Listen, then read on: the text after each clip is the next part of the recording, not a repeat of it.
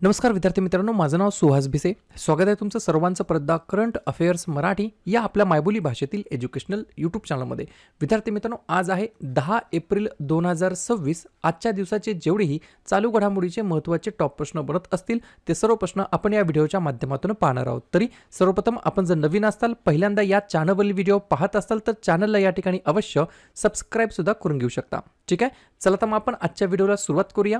त्या अगोदर कालच्या व्हिडिओमध्ये जो काही शेवटचा प्रश्न विचारला होता त्या प्रश्नाचं उत्तर जाणून घेऊया. काय होता प्रश्न? जागतिक आरोग्य दिवस 2026 मध्ये आपण कोणत्या तारखेला साजरा केलेला आहे? तर बऱ्याच विद्यार्थी मित्रांनी अगदी योग्य उत्तर टाईप करून सांगितलं आहे. पर्याय क्रमांक डी, दरवर्षी आपण 7 एप्रिलला या ठिकाणी वर्ल्ड हेल्थ डे म्हणजेच जागतिक आरोग्य दिवस म्हणून आपण साजरा करत असतो. 2026 ची थीम काय आहे? तर थीम लिहून घ्या. कधी कधी एक्झामला डायरेक्ट थीम म्हणजेच विषय विचारले जातात. Together for health stand with science म्हणजेच काय? आरोग्यासाठी एकत्र, विज्ञानाच्या पाठीशी उभे राहा, अशा प्रकारची थीम आहे for the year of 2026 for the day of जागतिक आरोग्य दिवस, वर्ल्ड हेल्थ डे बद्दल. क्लिअर? आता पाहूया विद्यार्थी मित्रांनो, प्रश्न क्रमांक पहिला. टोटल संपूर्ण व्हिडिओमध्ये 12 प्रश्न असतील. सुरुवातीपासून शेवटपर्यंत व्हिडिओ प्रामाणिकपणे पाहण्याचा प्रयत्न करा. एक एक प्रश्न महत्त्वाचा आहे. तुम्ही कोणत्याही परीक्षेची तयारी करा. प्रश्न क्रमांक पहिला काय आहे?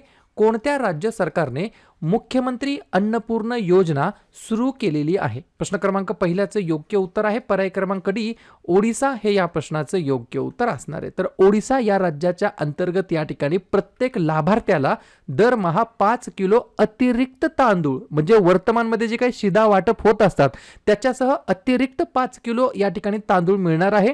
याच्यामध्ये काय आहे एक पॉइंट, जे काही इलिजिबल या ठिकाणी व्यक्ती असणार आहेत, पात्र शिधापत्रिका धारकदार असणार आहेत, त्यांना दरमहा अतिरिक्त 5 किलो तांदूळ मोफत देऊन अन्न सुरक्षा बळकट करण्याच्या उद्देशाने या ठिकाणी हे जे काही योजना आहे, मुख्यमंत्री अन्नपूर्ण योजना, हे सुरू करण्याच्या मागचे हे उद्दिष्ट आहे. बरोबर?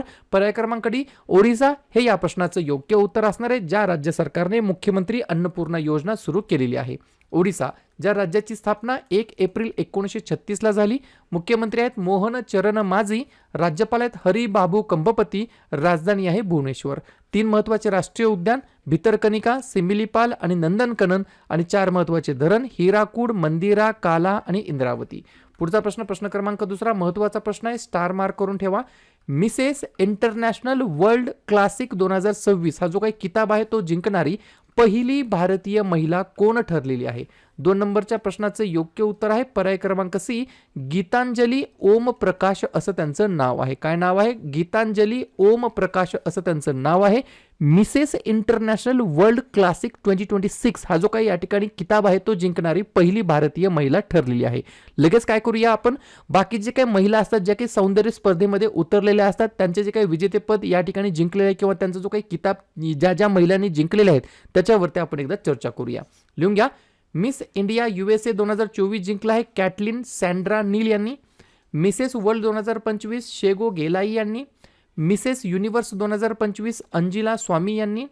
72वी मिस वर्ल्ड 2025 ओपल सुचाता चुआंगश्री यांनी, जे की थायलंडचे आहेत. मिसेस अर्थ इंटरनॅशनल 2025 विदू इशिका यांनी जिंकलं. मिस इंडिया 2025 या ठिकाणी मनिका विश्वकर्मा यांनी जिंकलं. भारताचा पहिला मिसेस युनिव्हर्स क्राऊन हा जो काही किताब आहे तो शेरी सिंग यांनी जिंकला. आणि मिसेस इंटरनॅशनल वर्ल्ड क्लासिक 2026 हा जिंकलेला आहे या ठिकाणी गीतांजली ओम प्रकाश यांनी. ठीक आहे. पुढचा प्रश्न, प्रश्न क्रमांक तिसरा, उमरेड, पौनी, करहंडला हे जे काही वन्यजीव अभयारण्य आहे कोणत्या राज्यामध्ये स्थित आहे? तर हे आपल्या नागपूरमध्ये म्हणजेच या ठिकाणी महाराष्ट्र राज्याच्या अंतर्गत स्थित आहे. एक पॉइंट लिहून घ्या.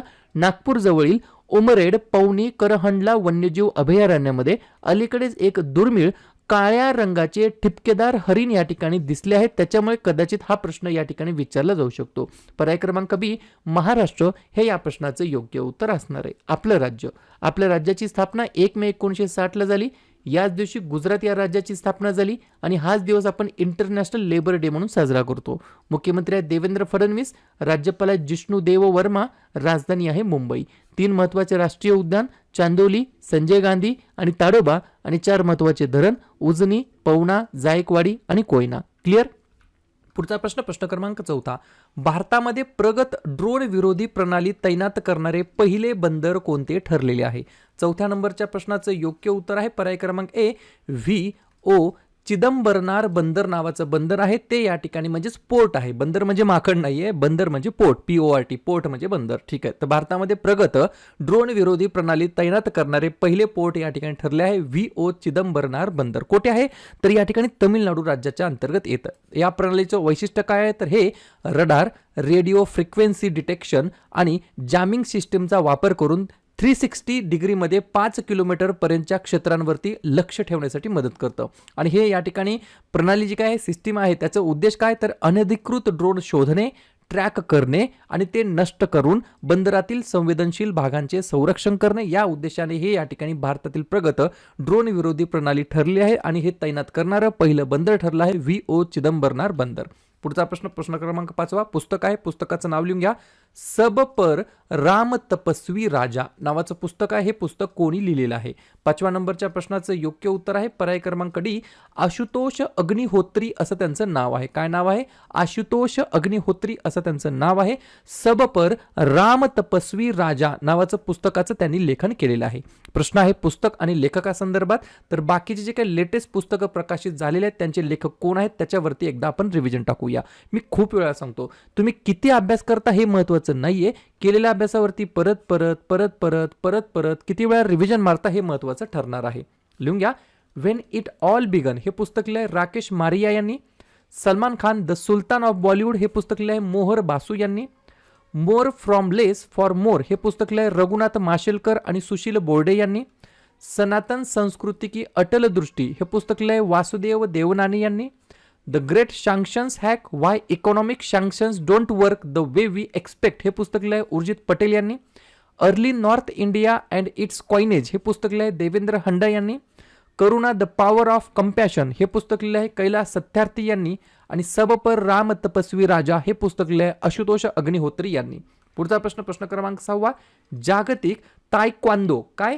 जागतिक तायक्वांदो एक खेळाचा प्रकार आहे. त्याच्या क्रमवारीमध्ये 5वा क्रमांक मिळवणारा पहिला भारतीय खेळाडू कोण ठरला आहे? अत्यंत महत्त्वाचा प्रश्न आहे. पर्याय क्रमांक C, रूपा बायोर असं त्यांचं नाव आहे. लक्षात घ्या, या ज्या काही रूपा आहेत बरोबर त्यांची रँकिंग 2021 मध्ये 123व्या क्रमांकावरती, 2022 मध्ये त्यांची रँकिंग 42व्या क्रमांकावरती आली, 2023 मध्ये 12व्या क्रमांकावरती आली आणि 2026 मध्ये 5व्या स्थानावरती आलेली आहे, 5व्या क्रमांकावरती आलेली आहे.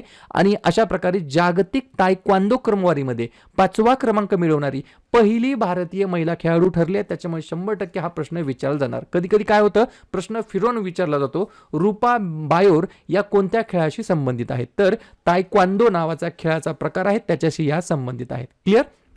पुढचा प्रश्न क्रमांक 7. भारताने आर्थिक वर्ष 2025-26 मध्ये पवन ऊर्जा क्षमतेमध्ये किती वाढ करून एक सर्वकालीन वार्षिक विक्रम प्रस्थापित केलेला आहे? 7व्या नंबरच्या प्रश्नाचं योग्य उत्तर आहे पर्याय क्रमांक B, जवळपास 6.05 गिगावॉट एवढं या ठिकाणी पवन ऊर्जामध्ये वाइंड एनर्जीमध्ये म्हणजेच विंड एनर्जीमध्ये जी काही कॅपॅसिटी आहे क्षमता आहे त्याच्यामध्ये वाढ करून एका सर्वकालीन वार्षिक विक्रम या ठिकाणी स्थापित केलेला आहे. बरोबर. पुढचा प्रश्न क्रमांक 8.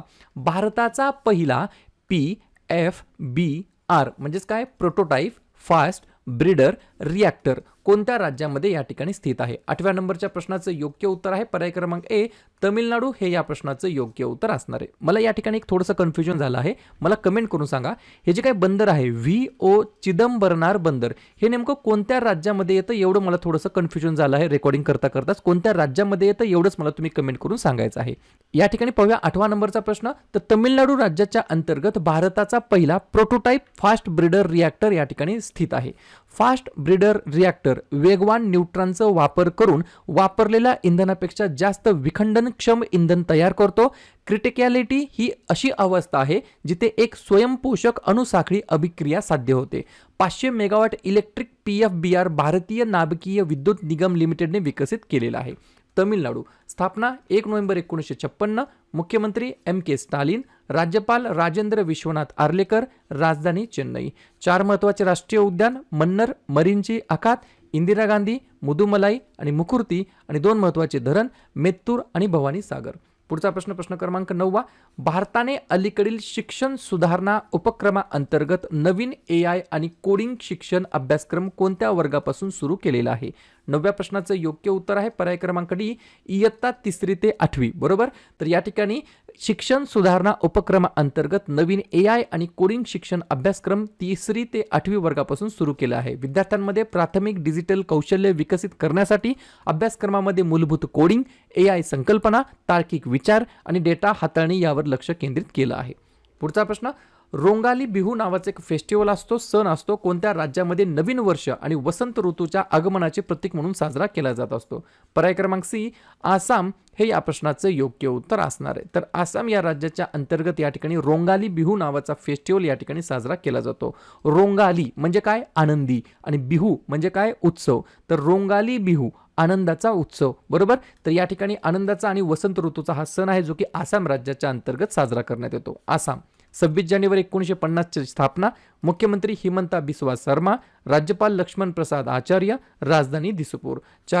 5 महत्वाचे राष्ट्रीय उद्यान, काझीरंगा, मानस, दिब्रू-सैखोवा, रायमोना, देहिंगपटाई आणि 2 महत्वाचे धरण, पगलडिया आणि सुबानसिरी. पुढचा प्रश्न क्रमांक 11वा, स्कूल चले हम नावाचं कॅम्पेन मोहीम कोणत्या राज्य सरकारने सुरू केलेलं आहे? 11व्या नंबरच्या प्रश्नाचं योग्य उत्तर आहे पर्याय क्रमांक बी, मध्य प्रदेश हे या प्रश्नाचं योग्य उत्तर असणार आहे. तर मध्य प्रदेश राज्याच्या अंतर्गत स्कूल चले हम नावाची मोहीम या ठिकाणी सुरू करण्यात आली आहे, ज्याचा उद्देश सार्वत्रिक शालेय नोंदणी आणि दर्जेदार शिक्षण सुनिश्चित करणे आहे. या उद्देशाने स्कूल चले हम नावाची मोहीम मध्य प्रदेश राज्याच्या अंतर्गत सुरू करण्यात आली. जाता जाता मध्य प्रदेशबद्दल चर्चा करून जाऊया. स्थापना 1 नोव्हेंबर 1956. मुख्यमंत्री मोहन यादव, राज्यपाल मंगूबाई छगनबाई पटेल, राजधानी भोपाळ. 8 महत्वाचे राष्ट्रीय उद्यान, बंधवगड, कान्हा, पेंच, संजय, सातपुरा, पन्ना, वनविहार आणि कुनो आणि 4 महत्वाचे धरण, गांधीसागर, बनसागर, बारगी आणि बारणा. शेवटचा प्रश्न, नरेंद्र भूषण यांनी कोणत्या विभागाच्या सचिव पदाचा नुकताच कार्यभार स्वीकारलेला आहे? तर पर्याय क्रमांक ए, जमीन संसाधने विभाग. बरोबर. तर या विभागाचे सेक्रेटरी म्हणून, सचिव पद म्हणून यांनी या ठिकाणी त्यांची नियुक्ती करण्यात आली आहे. नरेंद्र भूषण असं त्यांचं नाव आहे. क्लिअर. तर अशा प्रकारे विद्यार्थी मित्रांनो हे होतात 12 प्रश्न. उपक्रम कंटेंट हा जो काय प्रयत्न आपण सुरू केलाय मराठी भाषेमध्ये, कसा वाटतो अवश्य कमेंट करत चला. आणि तुमच्यासाठीचा आजचा खास प्रश्न, AIU म्हणजेच काय? ॲथलेटिक्स इंटिग्रिटी युनिटने जाहीर केलेल्या डोपिंग उल्लंघनांच्या यादीमध्ये कोणता देश अव्वल स्थानी आहे? भारत, केनिया, रशिया की चीन? तर ज्या पण विद्यार्थ्यांनी या प्रश्नाचं योग्य उत्तर येत असेल त्या प्रश्नाचं उत्तर तुम्ही कमेंट बॉक्समध्ये देण्याचा प्रयत्न करा. प्रश्नाचं उत्तर चुकू द्या, बरोबर येऊ द्या, काहीच हरकत नाही. ट्राय करणं, प्रयत्न करणं सर्वात जास्त महत्त्वाचं आहे. आणि दुसऱ्या दिवशी येऊन आपण दिलेल्या प्रश्नाचं उत्तर हे बरोबर आले की चुकलं, दुसऱ्या दिवशी येऊन नेहमी चेक करणं, अभ्यासामध्ये कन्सिस्टन्सी मेंटेन ठेवणं हे सगळ्यात जास्त महत्त्वाचं ठरणार आहे. तर लगेच काय करूया, एप्रिल महिन्यातील जेवढेही महत्त्वाचे दिवस असतील त्याच्यावरती आपण एकदा रिव्हिजन टाकूया. लिहून घ्या. 1 एप्रिल ते 7 एप्रिल अंधत्व प्रतिबंध सप्ताह. 2 एप्रिल आंतरराष्ट्रीय बालपुस्तक दिवस. 4 एप्रिल खान जागृतीसाठी आंतरराष्ट्रीय दिवस. 5 एप्रिल राष्ट्रीय सागरी दिवस. 7 एप्रिल जागतिक आरोग्य दिवस. 9 एप्रिल जलसंधारण दिवस. 11 एप्रिल महात्मा ज्योतिबा फुले यांची जयंती आणि जागतिक पार्किन्सन्स दिवस. 13 एप्रिल जालियनवाला बाग स्मृती दिवस. 14 एप्रिल डॉक्टर बाबासाहेब आंबेडकर यांची जयंती. 15 एप्रिल जागतिक कला दिवस आणि जागतिक सांस्कृतिक दिवस. 16 एप्रिल जागतिक ध्वनी दिवस. 18 एप्रिल आंतरराष्ट्रीय स्मारके व जागा दिवस आणि जागतिक वारसा दिवस. 21 एप्रिल भारतीय नागरी सेवा दिवस. 22 एप्रिल जागतिक पृथ्वी दिवस. 23 एप्रिल जागतिक पुस्तक दिवस आणि इंग्रजी भाषा दिवस. 24 एप्रिल भारतीय पंचायती राज दिवस. 25 एप्रिल जागतिक मलेरिया दिवस. 26 एप्रिल जागतिक बौद्धिक मालमत्ता दिवस आणि 29 एप्रिल आंतरराष्ट्रीय नृत्य दिवस. क्लिअर.